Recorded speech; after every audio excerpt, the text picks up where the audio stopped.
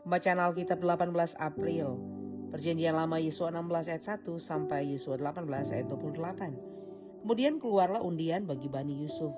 Batas mereka mulai dari sungai Yordan dekat Yeriko di sebelah timur mata air Yeriko, melalui padang gurun yang naik dari Yeriko ke pegunungan ke Betel.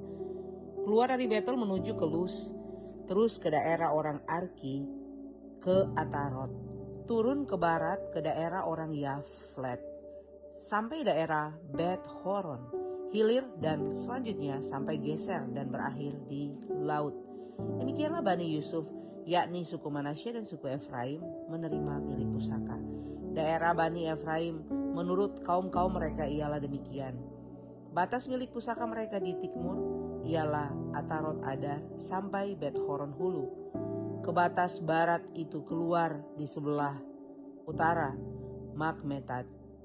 Kemudian batas itu membelok ke timur ke tanah Tanaat Selo, dan dari sana terus sampai ke sebelah timur Yanoa, turun dari Yanoa dan ke Atarot dan Naharat, menyinggung daerah Yeriko dan keluar ke sungai Yordan. Dari Tapua batas itu terus ke barat ke sungai Kana dan berakhir ke laut. Itulah milik pusaka suku Bani Efraim menurut kaum-kaum mereka. Selanjutnya bagi Bani Efraim ditentukan kota-kota terpisah di tengah-tengah pusaka milik pusaka Bani Manasye, segala kota itu dengan desa-desanya. Tetapi orang Kanaan yang diam di Geser tidaklah dihalau mereka, jadi orang Kanaan itu tetap masih tinggal di tengah-tengah suku Efraim sampai sekarang, tetapi menjadi budak Rodi. Bagian undian yang ditentukan bagi suku Manasye, sebab dialah anak sulung Yusuf, ialah demikian. Kepada Makhir anak sulung Manasye, bapa Gilead, telah diberikan Gilead dan Basan, karena ia seorang tentara. Jadi bagian itulah yang ditentukan bagi anak-anak Manasye yang lain, menurut kaum-kaum mereka, yakni bagi Bani Abieser, Bani Helek, Bani Asriel, Bani Sekem, Bani Hefer, Bani Semida. Itulah keturunan yang laki-laki dari Manasye bin Yusuf menurut kaum-kaum mereka. Tetapi Selafeat bin Hefer bin Gilead bin Makhir bin Manasye tidak mempunyai anak laki-laki, tetapi hanya anak perempuan. Inilah nama anak-anaknya, yaitu Mahla, Noah, Hokla, Milka, dan Tirsa. Mereka datang menghadap Imam Eleazar dan menghadap Yosua bin Nun serta para pemimpin dan berkata, Tuhan telah memerintahkan kepada Musa untuk memberikan milik pusaka kepada kami di tengah-tengah saudara-saudara kami. Sebab itu diberikannya kepada mereka milik pusaka di tengah-tengah saudara-saudara ayah mereka sesuai dengan titah Tuhan. Demikianlah pada suku Manasye jatuh 10 bidang tanah selain dari tanah Gilead dan Basan yang di sebelah Yordan. Sebab anak-anak perempuan Manasye telah menerima milik pusaka di tengah-tengah anak-anaknya lelaki. Sedang tanah Gilead ditentukan bagi anak-anak lelaki Manasye yang lain. Jadi batas daerah Manasye ialah dari Asher ke Mikmetat dan yang di sebelah timur Sikem.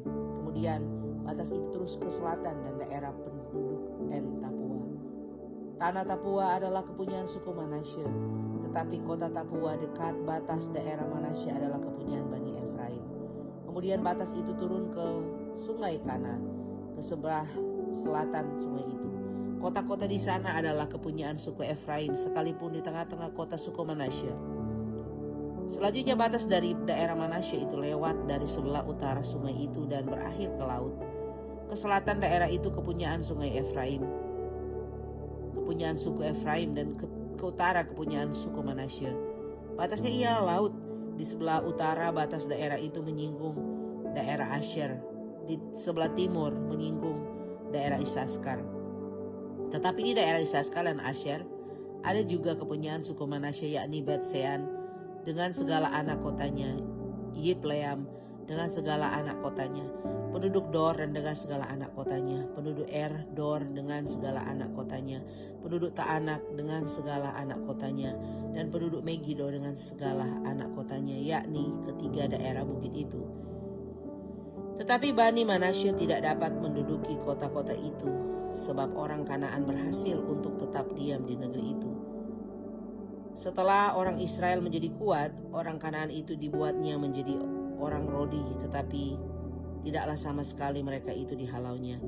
Berkatalah Bani Yusuf kepada Yosua demikian, "Mengapa engkau memberikan kepadaku salah hanya satu bagian untuk undian dan satu bidang tanah saja menjadi milik pusaka, padahal aku ini bangsa yang banyak jumlahnya, karena Tuhan sampai sekarang memberkati aku?"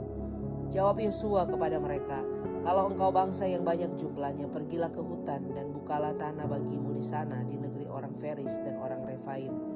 Jika pegunungan Efraim terlalu sesak bagimu," kemudian berkatalah Bani Yusuf, "pegunungan itu tidak cukup bagi kami, dan semua orang Kanaan yang diam di dataran itu mempunyai kereta besi, baik yang diam di Bet-Sean dengan segala anak kotanya, maupun yang diam di lembah Israel." Lalu berkatalah Yosua kepada keturunan Yusuf dan kepada suku Efraim dan suku Manasye, "Engkau ini bangsa yang banyak jumlahnya dan mempunyai kekuatan yang besar. Tidak hanya satu bagian undian ditentukan bagimu, tetapi pegunungan itu akan ditentukan bagimu juga. Dan karena tanah itu hutan, haruslah kamu membukanya. Kamu akan memilikinya sampai kepada ujung-ujungnya, sebab kamu akan menghalau orang Kanaan itu, sekalipun mereka mempunyai kereta besi dan sekalipun mereka kuat." Maka berkumpullah segenap umat Israel di Silo. Lalu mereka menempatkan kemah pertemuan di sana, karena negeri itu telah takluk kepada mereka. Pada waktu itu masih tinggal 7 suku di antara orang Israel yang belum mendapat bagian milik pusaka. Sebab itu berkatalah Yosua kepada orang Israel, "Berapa lama lagi kamu bermalas-malas, sehingga tidak pernah menduduki negeri yang telah diberikan kepadamu oleh Tuhan Allah nenek moyangmu? Ajukanlah 3 orang dari tiap-tiap suku, maka aku akan menyuruh mereka supaya mereka bersiap untuk menjelajahi negeri itu, mencatat keadaannya, sekedar milik pusaka masing-masing, kemudian kembali kepadaku. Sesudah itu mereka akan membaginya di antara mereka menjadi 7 bagian. Suku Yehuda dan akan tetap tinggal dalam daerahnya di sebelah selatan, dan keturunan Yusuf akan tetap tinggal dalam daerahnya di sebelah utara. Kamu catat keadaan negeri itu dalam 7 bagian dan kamu bawa kemari kepadaku. Lalu aku akan membuang undi di sini bagi kamu di hadapan Tuhan Allah kita. Sebab orang Lewi tidak mendapat bagian di tengah-tengah kamu, karena jabatan sebagai imam Tuhan ialah milik pusaka mereka. Sedang suku Gad, suku Ruben dan suku Manasye yang setengah itu telah menerima milik pusaka di sebelah timur sungai Yordan, yang diberikan kepada mereka oleh Musa hamba Tuhan. Kemudian bersiaplah orang-orang itu lalu pergi, sedang Yosua memerintahkan kepada mereka pada waktu mereka berangkat, supaya mereka mencatat keadaan negeri itu. Katanya, "Pergilah, jelajahilah negeri itu, catatkanlah keadaan yang kemudian kembalilah kepadaku. Maka di sini di Silo aku akan membuang undi bagi kamu di hadapan Tuhan." Orang-orang itu pergi dan berjalan melalui negeri itu. Mereka mencatat keadaannya dalam suatu daftar, kota demi kota, dalam 7 bagian, lalu kembali kepada Yosua ke tempat perkemahan di Silo. Lalu Yosua membuang undi bagi mereka di Silo dan di hadapan Tuhan, dan di sanalah Yosua membagikan negeri itu kepada orang Israel sesuai dengan pembagian mereka. Maka keluarlah undian suku Bani Benyamin menurut kaum-kaum mereka, dan daerah yang diundikan mereka kepada mereka terdapat antara daerah Bani Yehuda dan dari Bani Yusuf. Batas pada sisi utara bagi mereka mulai dari sungai Yordan. Kemudian batas itu naik ke lereng gunung di sebelah utara Yeriko, naik ke barat ke pegunungan dan menuju ke padang gurun Bet Awen. Dari sana batas itu terus ke Lus, ke selatan ke arah lereng gunung ke dekat Lus, yaitu Betel. Kemudian batas itu turun ke Atatrot Adar di pegunungan yang di sebelah selatan Bet Horon Hilir. Kemudian batas itu melengkung lalu membelok dari pegunungan yang di seberang Bet Horon di sebelah selatan menuju ke sisi barat daya dan berakhir di Kiryat Baal. Itulah Kiryat Yearim, suatu kota Bani Yehuda. Itulah sisi barat, sisi selatan mulai dari ujung Kiryat Yearim. Kemudian batas itu menuju ke barat dan menuju pula ke mata air Metsnetoa. Selanjutnya batas itu turun ke ujung pegunungan yang di tentangan lebak Ben Hinnom di sebelah utara lembah orang Refaim, kemudian turun ke lebak Hinnom sepanjang lereng gunung Yebus ke selatan, kemudian turun ke En Rogel, kemudian melengkung ke utara, menuju ke En-Semes, dan menuju pula ke Gelilot, di seberang pendakian Adumim, turun ke batu Bohan bin Ruben, terus ke lereng gunung di seberang Bet Araba ke utara, dan turun ke Araba Yordan. Kemudian batas itu terus ke lereng gunung dekat Bet Hogla ke utara, dan batas itu berakhir ke teluk utara Laut Asin, semua ke muara sungai Yordan, dan sebelah selatan itulah batas selatan. Sungai Yordan ialah batasnya pada sisi timur, itulah milik pusaka Bani Benyamin, dengan batas-batasnya ke segala penjuru menurut kaum-kaum mereka. Kota-kota suku Bani Benyamin menurut kaum-kaum mereka ialah Yeriko, Bet Hogla, Emek Kesis, Bet Araba, Semaraim, Betel, Haawim, Para, Hofra, Kefar Haamonai, Ofni, dan Geba. 12 kota dengan desa-desanya, Gibeon Rama, Beerot, Mispa, Kefira, Mosa, Rekem, Yispel, Tarala, Sela, Elef, dan Yebus ialah Yerusalem, Gibeat dan Kiryat, 14 kota dengan desa-desanya. Itulah milik pusaka Bani Benyamin menurut kaum-kaum mereka. Baca dari Perjanjian Baru Lukas 19 ayat 1 sampai 27. Yesus masuk ke kota Yerikho dan berjalan terus melintasi kota itu. Di situ ada seorang bernama Sakeus, kepala pemungut cukai, dan ia seorang yang kaya. Ia berusaha untuk melihat orang apakah Yesus itu, tetapi ia tidak berhasil karena orang banyak, sebab badannya pendek. Maka berlarilah ia mendahului orang banyak, lalu memanjat pohon ara untuk melihat Yesus yang akan lewat di situ. Ketika Yesus sampai ke tempat itu, ia melihat ke atas berkata, "Sakeus, segeralah turun, sebab hari ini aku harus menumpang di rumahmu." Lalu Sakeus segera turun dan menerima Yesus dengan sukacita. Tetapi semua orang yang melihat hal itu bersungut-sungut, katanya, "Ia menumpang di rumah orang berdosa." Tetapi Sakeus berdiri dan berkata kepada Tuhan, "Tuhan, setengah dari milikku akan kuberikan kepada orang miskin, dan sekiranya ada sesuatu yang kuperas dari seseorang akan kukembalikan 4 kali lipat." Kata Yesus kepadanya, "Hari ini telah terjadi keselamatan kepada rumah ini, sebab karena orang ini pun anak Abraham. Sebab anak manusia datang untuk mencari dan menyelamatkan yang hilang." Untuk mereka yang mendengarkan dia di situ, Yesus melanjutkan perkataannya dengan suatu perumpamaan. Sebab ia sudah dekat Yerusalem dan mereka menyangka bahwa kerajaan Allah akan segera kelihatan. Maka ia berkata, ada seorang bangsawan berangkat ke sebuah negeri yang jauh untuk dinobatkan menjadi raja di situ. Dan setelah itu baru kembali.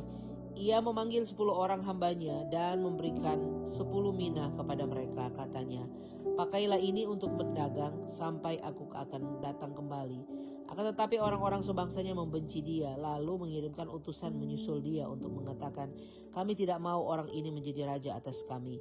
Dan terjadilah, ketika ia kembali setelah ia dinobatkan menjadi raja, ia menyuruh memanggil hamba-hambanya yang telah diberinya uang itu untuk mengetahui hasil dagang mereka masing-masing. Orang yang pertama datang dan berkata, "Tuan, mina tuan yang satu itu telah menghasilkan 10 mina." Katanya kepada orang itu, "Baik sekali perbuatanmu itu, hai hamba yang baik. Engkau telah setia dalam perkara kecil, karena itu terimalah kekuasaan atas 10 kota." Datanglah yang dua dan berkata, "Tuan, mina tuan telah menghasilkan 5 mina." Katanya kepada orang itu, "Dan engkau kuasailah 5 kota." Dan hamba yang ketiga datang dan berkata, "Tuan, inilah mina tuan, aku telah menyimpannya dalam sapu tangan. Sebab aku takut akan Tuan, karena Tuan adalah manusia yang keras. Tuan mengambil apa yang tidak pernah Tuan taruh, dan Tuan menuai apa yang tidak pernah Tuan tabur." Katanya kepada orang itu, "Hai hamba yang jahat, aku akan menghakimi engkau menurut perkataanmu sendiri. Engkau sudah tahu bahwa aku adalah orang yang keras, yang mengambil apa yang tidak pernah aku taruh dan menuai apa yang tidak aku tabur. Jika demikian, mengapa uangku itu tidak kau berikan kepada orang yang menjalankan uang? Maka sekembaliku aku dapat mengambilnya serta dengan bunganya." Lalu katanya kepada orang-orang yang berdiri di situ, "Ambillah mina yang satu itu daripadanya dan berikanlah kepada orang yang mempunyai 10 mina itu." Kata mereka kepadanya, "Tuan, ia sudah mempunyai 10 mina." Jawabnya, "Aku berkata kepadamu, setiap orang yang mempunyai kepadanya akan diberikan, Tetapi siapa yang tidak mempunyai, daripadanya akan diambil juga apa yang ada padanya. Akan tetapi semua seteruku ini yang tidak suka aku menjadi rajanya, bawalah mereka kemari dan bunuhlah mereka di depan mataku. Pembacaan dari Mazmur. Mazmur 87 ayat 1 sampai 7. Di gunung-gunung yang kudus ada kota yang dibangunnya. Tuhan lebih mencintai pintu-pintu gerbang Sion daripada segala tempat kediaman Yakub. Hal-hal yang mulia dikatakan tentang engkau, ya kota Allah. Aku menyebut Rahab dan Babel di antara orang-orang yang mengenal aku.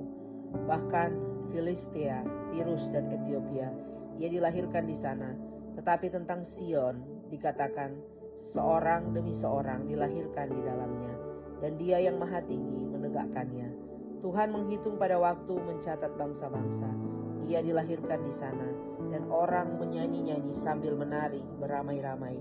Segala mata airku ada di dalammu. Demikian pembacaan Mazmur, pembacaan dari Amsal Hikmat hari ini.